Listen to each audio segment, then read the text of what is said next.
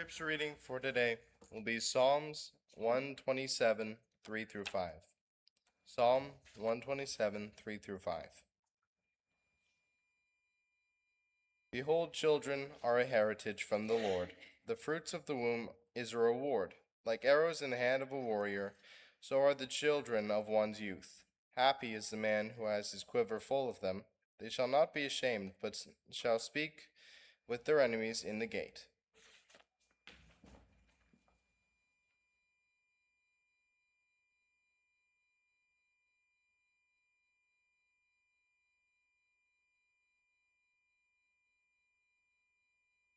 I do want to wish all the fathers, again, a happy Father's Day. I know it's been said already, but, it's interesting thinking about this day, and they actually came about it after Mother's Day, and of course, mothers are so significant in a child's life, but a father is certainly is important. And, it's thinking about the fathers, in the world, and of course, we always, attribute fathers within the church.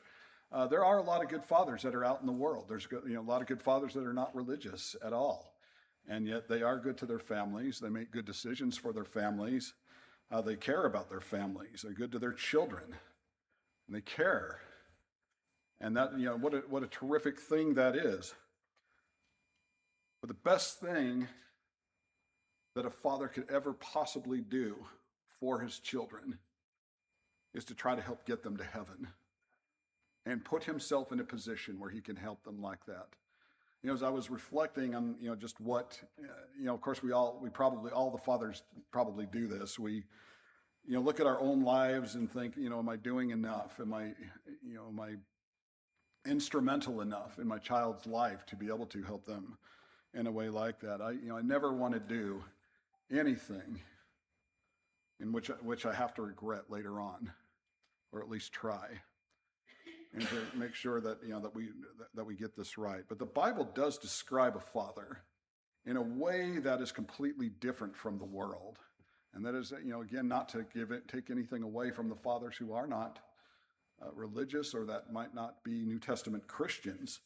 But when you look at a father in the Bible, there are some really profound descriptions of them and how they are to be to their families and so forth.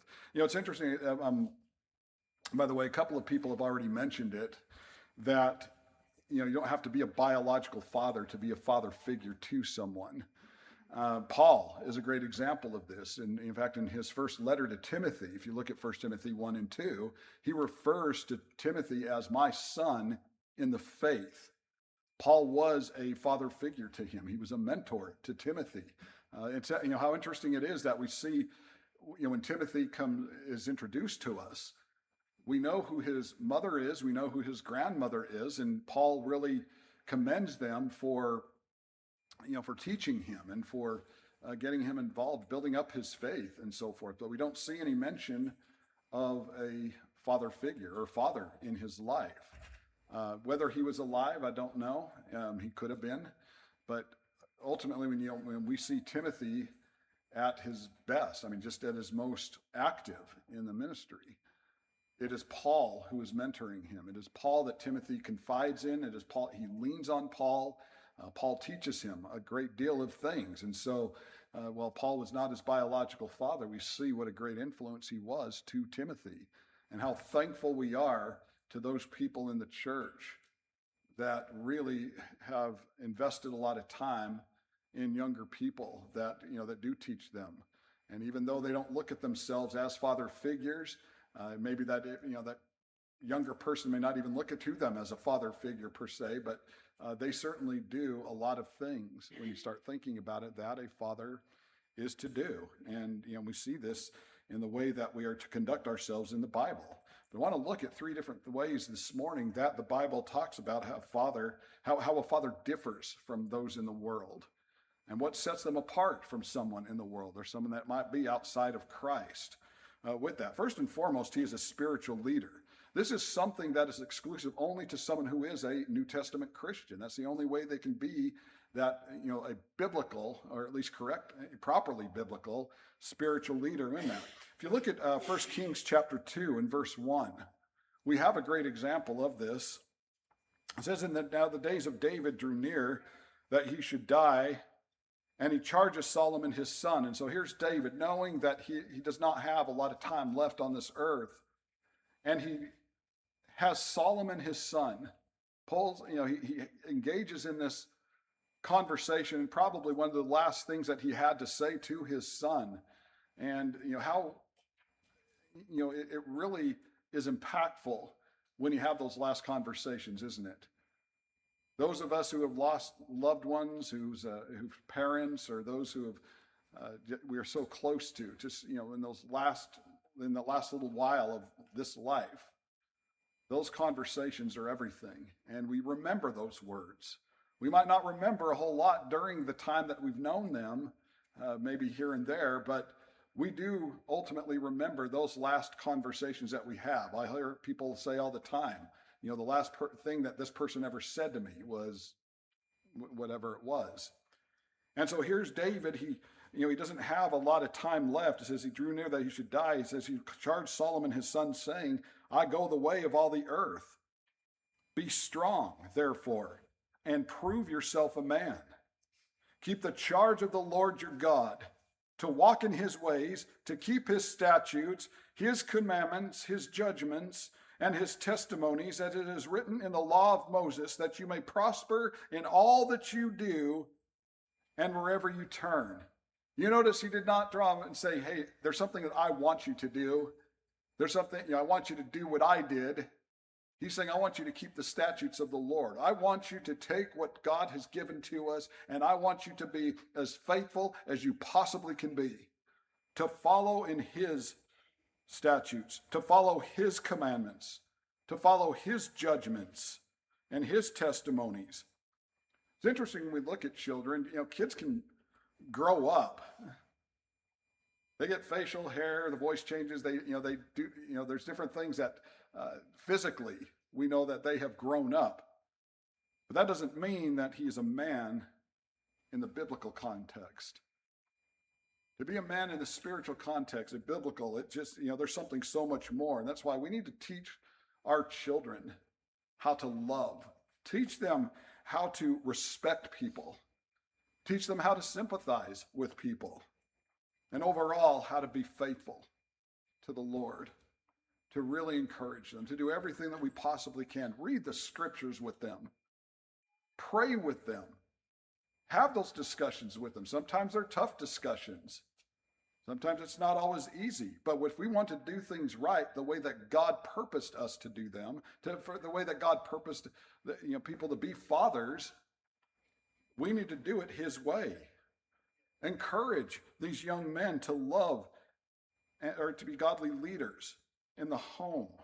Encourage them to be godly leaders in the church. Get them active and push them and get them to see just how important it is and how great it is to serve in his kingdom. And encourage the young women to be strong servants and to be role models to other people. It's interesting, women, we don't tend to think of as spiritual leaders sometimes, but the strongest women in the church are spiritual leaders when you look at them.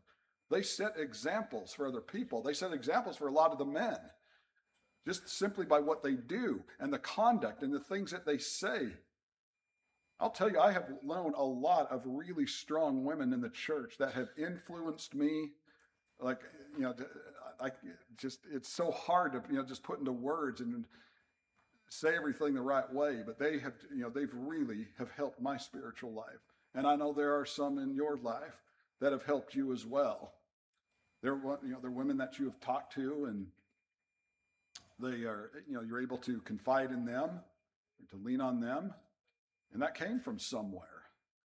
And as fathers, we're able to do that, to encourage our young men and to encourage our young women in that way. A father's life, when you think about it, his primary goal in life should be the salvation of his soul and then the salvation of the soul of his family. To care about them getting to heaven. To look at the scriptures, to scrutinize the scriptures, and find everything there is to know about how to be saved, about that salvation, and then how to remain faithful and pass it on to your family, and to live in such a way so that all of you can kind of go through it together. What strong families we have when the fathers care about what God's word has to say. In Deuteronomy 4:40,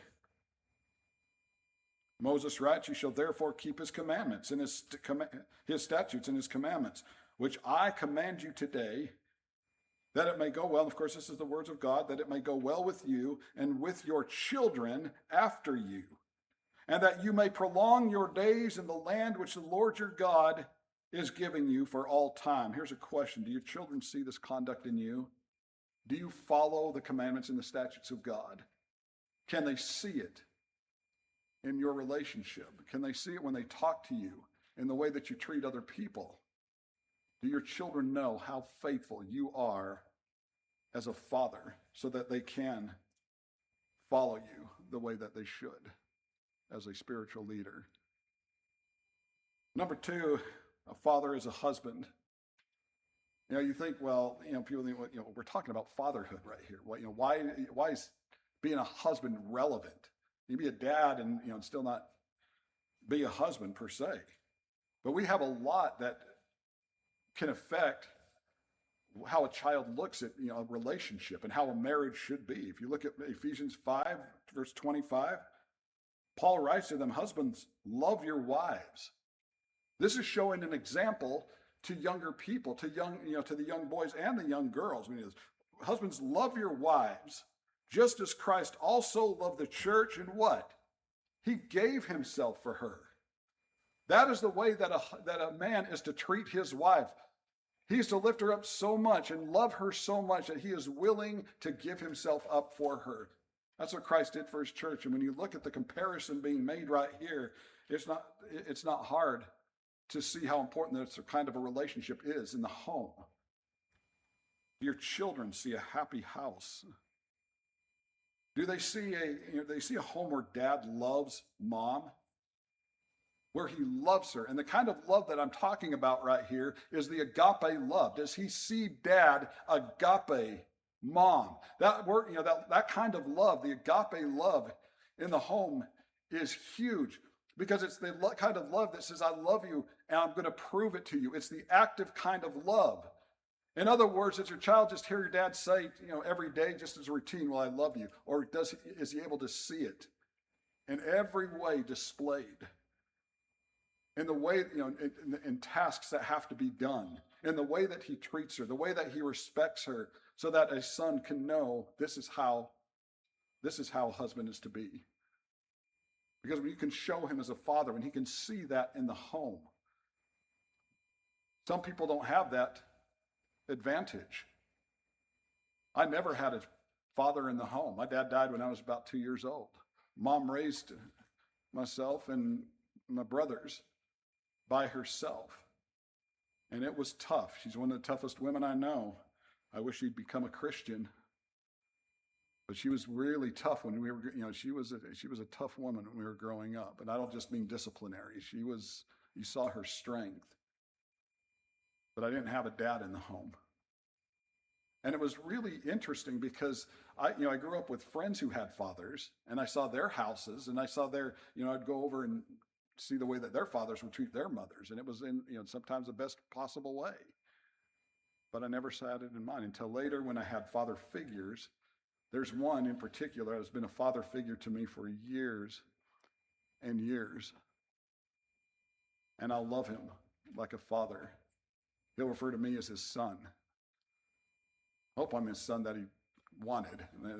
I don't become the son he never wanted, but he was really such a great influence. And when you can have that in a home, but a child, of any age, when they can see that, it makes all the difference. Does your child see the affection of the husband and the wife? Are they able to see the communication? And folks, this is major in a household, is that kind of communication. What kind of communication do they see? If they're constantly, if all they hear is just mom and dad yelling at each other or arguing all the time, that sets, that really kind of sets a standard, doesn't it? They're going to see that and they're just going to accept, well, I guess this is how it is. This is okay. There's nothing wrong with it, communicating in this way because that's how I see it day in and day out. Folks, that's not a normal relationship. I'm not saying we don't have disagreements in the home. We have them, but how do we handle them? How do we communicate with each other? A child is going to look at the way their father treats their mother if he's there, and he's going to start making decisions based on that. How else are these boys going to learn how to love their wives than what they see with their father or someone like their father? And how else are these girls going to learn to respect and respond to their husbands, and how when they get along and when there is that disagreement, when they don't see eye to eye all the time?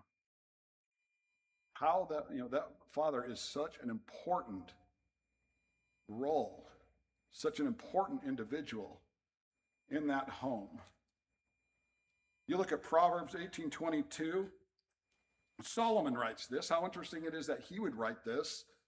But he says, "He who finds a wife finds a good thing and obtains favor from the Lord." Here, question with that: do your kids know what a good thing you have?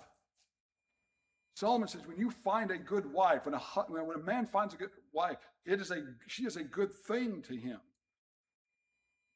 Does that child know that you have that good thing? Does it show in the home based on how you treat her? And finally, he is a parent. This goes sort of along with being that spiritual leader. But there's differences within this, isn't there? He is a parent to that child. He's not a buddy. He's not your dude. He's not your bro. He's a parent.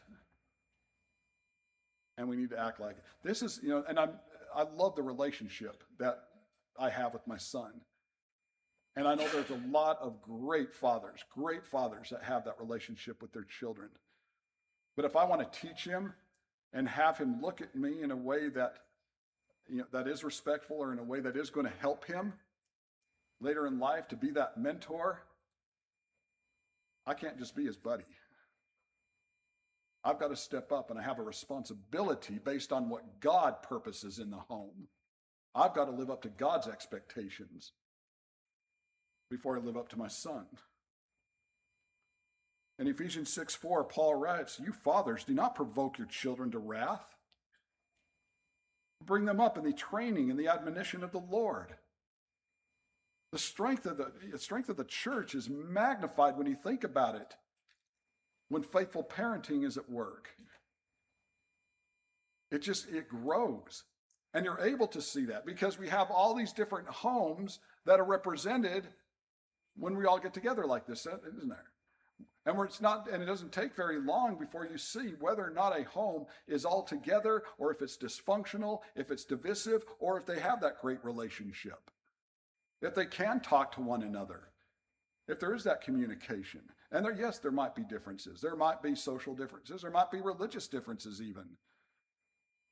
But if they get along with one another. Paul says, don't provoke your children to wrath. Bring them up in the training and the admonition of the Lord. In Psalm 127, there's a really interesting comparison that is made. The psalmist, beginning in verse 3, says, "Behold, children are a heritage from the Lord. The fruit of the womb is a reward. And like arrows in the hand of a warrior." How interesting, what an interesting comparison that is. Like arrows in the hand of a warrior, so are the children of one's youth. Happy is the man who has his quiver full of them. They shall not be ashamed, but shall speak with their enemies in the gate. When you look at how children are being compared right here, as these arrows. A warrior, when he gets to know his arrows, doesn't he?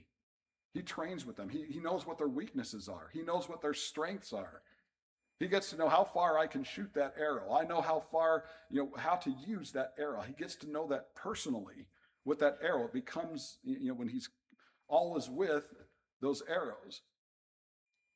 And the same is with children. He gets to know what their strengths are and their weaknesses. We should get to know what our children are like. He takes care of them. And arrows, when you look at them, are not meant to stay in the quiver, are they? There's a time for them to be there. But arrows are not made to just sit in a quiver. Neither are children. Children need to be utilized, their skills utilized to help the kingdom. And it's our job as fathers and mothers to get them to that point, to build them up, to get them confident, to encourage them to serve, to encourage them to be active in the congregation. A warrior is also responsible for aiming his arrows in the right direction.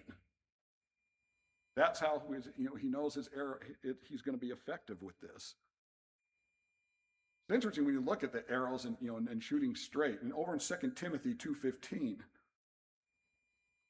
Paul writes, rightly divide the word of truth. When you look at the translation of that in the Greek, that term to rightly divide means to shoot straight or to cut straight the word of God.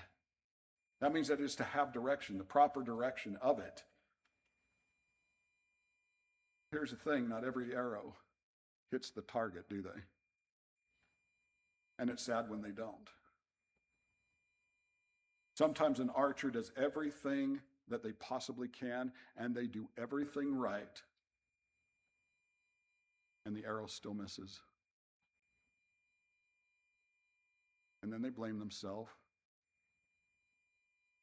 and other people blame them. And many times it's an unfair thing to do, because they have done everything that they've tried everything.